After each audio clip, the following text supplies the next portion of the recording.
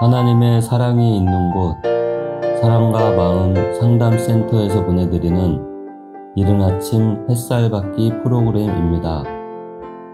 이 시간 나에게 말씀하고 계시는 하나님의 음성을 들을 수 있는 시간이 되시길 바랍니다.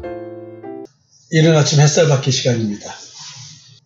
주님께서 우리의 전통적 신앙을 지적하고 이제 신앙생활을 그렇게 하지 말고 이렇게 하라라고 하는 얘기, 권면에 대한 얘기를 좀 하고 있습니다.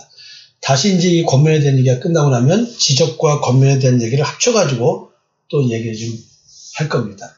금식할 때 사람에게 금식하는 티를 내려고 외식적으로 금식하지 말고 하나님께서 보시는 금식을 하라 얘기합니다. 사실은 하나님께 하는 금식이 무엇일까요?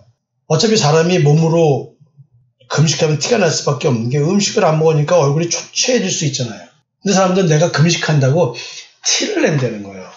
티를 내고 내가 신앙적으로 이렇게 신앙생활 하고 있어. 티를 내고 남한테 그걸 보여준다는 거야. 왜 이렇게 힘들어해? 제가 지금 이렇게 금식 기도를 하고 있어요. 가만히 생각해보세요.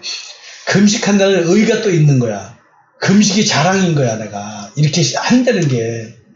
저는 평생 신앙생활 하면서 금식을 부목사 할 때 분기에 한 번씩 2박 3일 금식 기도를 가요. 그때 좀 금식 기도를 하고. 그리고 개인적으로 금식 기도한 게 있긴 있는데 기억이 안 나요. 별로 이렇게 금식하는 게 성경에는 하나님이 원하시는 금식은 그런 금식이 아니라고 말을 하니까요.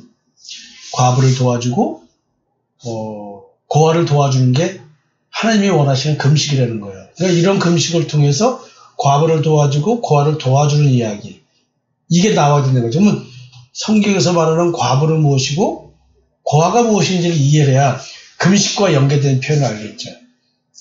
과부라는 것은 남편이 없는 여자잖아요. 남편이 죽은 여자겠죠. 그 다음에 고아는 부모가 없는 사람이잖아요. 자, 그렇다고 한다면 왜 금식, 하나님이 원하시는 금식은 그런 거라고 얘기를 하고, 여기서 말하는 금식은 진짜 그야말로 금식, 밥을 안 먹는 건데 어떨 경우에 어떤 절기 때라든가 뭐 할 때 금식 규례가 다 있어요. 규례를 특별한 일이 없는 사람들은 잘 지키려고 노력을 하겠죠. 근데 이게 그만큼 이제 어렵고 힘든 거니까 금식하는 것을 내가 율법을 지킨다고 티를 낸다고 하면서 다른 사람들이 그가 누가 금식을 해 아주 참 신앙생활 이렇게 잘하는지 몰라 뭐 이렇게 얘기를 하겠죠.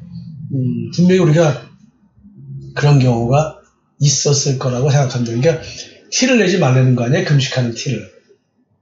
근데 이 금식을 근본적으로 생각해 보세요. 먹지 마라라고 하는 이 첫 번째 하나님의 명령은 음식을 먹지 말랍니다. 그게 뭐예요? 선악을 알게 한 나무의 열매를 먹지 마라. 다른 건 먹되 그건 먹지 말랍니다. 그러니까 선악을 알게 한 나무의 열매라는 말은 자기 의거든요.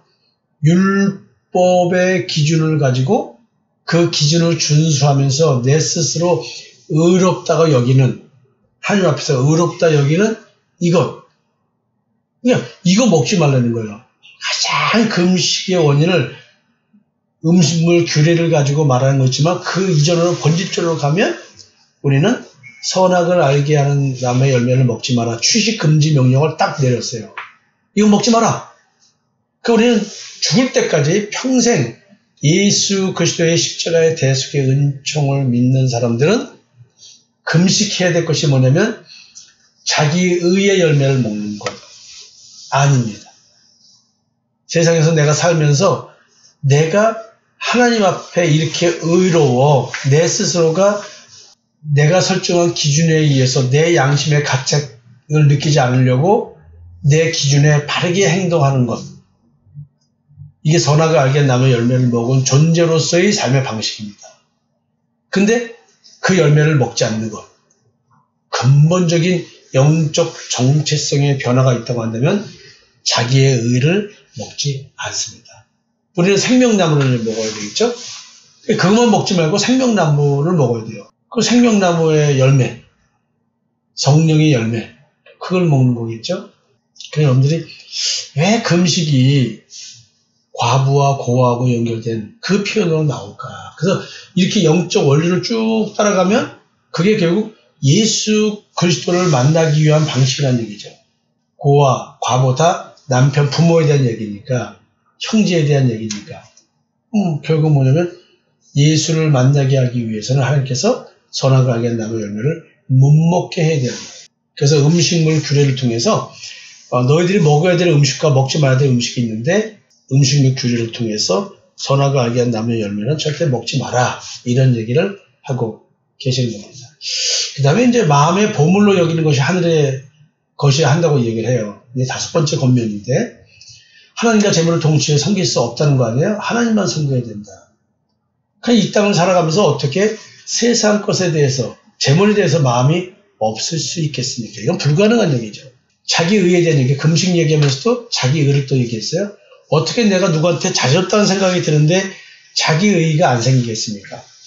그러나 내가 안에서, 내 마음 안에서 이게 분별되는 거예요. 그런 거 먹지 말라고. 내 마음의 보물로 여기는 것. 자기 결핍이 지독할 경우 내 마음의 보물은 결핍을 채우는 거겠죠. 여러분 실존적 유기불안.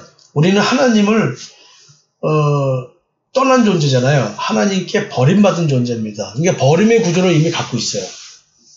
그래서 우리는 또 벌거벗은 존재이기 때문에 열등감과 또 수치심을 존재함으로써 갖고 있습니다.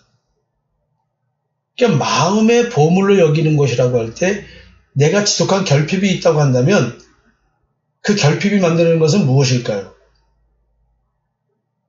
나로 하여금 그 결핍을 채우고자 하는 욕구가 생겨서 그 욕구가 나의 선이 되겠죠. 그냥 지독한 자기 결핍, 이것이 만약에 유기불안, 버림받음의 구조라고 한다면 나는 누군가에게 엄청난 집착을 할 것입니다. 마음의 보물로 여기는 것은 내가 집착할 대상이 되겠죠.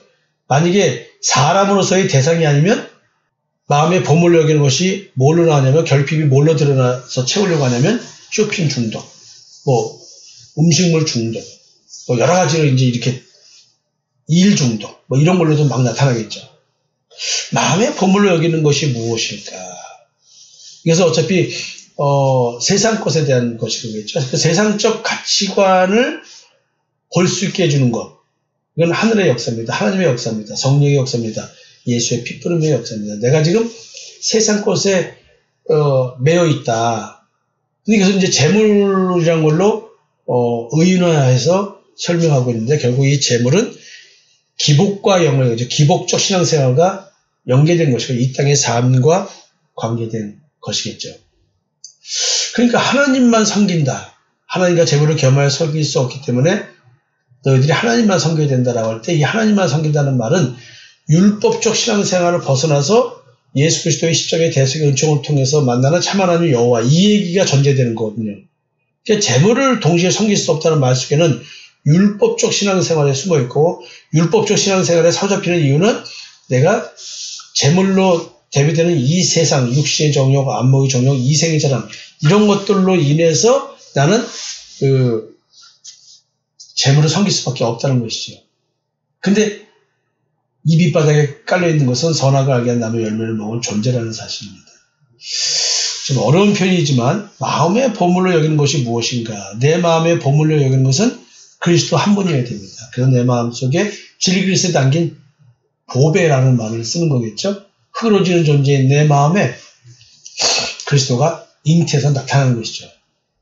그리스도의 장사한 분량까지 오늘도 우리는 잘하는 거겠죠.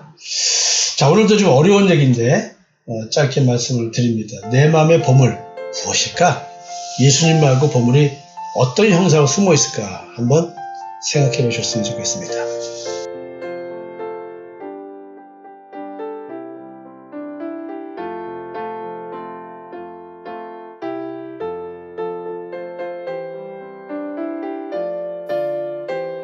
지금까지 사랑과 마음 상담센터에서 보내드리는 이른 아침 햇살 받기 프로그램이었습니다. 오늘도 말씀을 통해 자기 성찰이 이루어지는 여러분이 되시기를 기도합니다.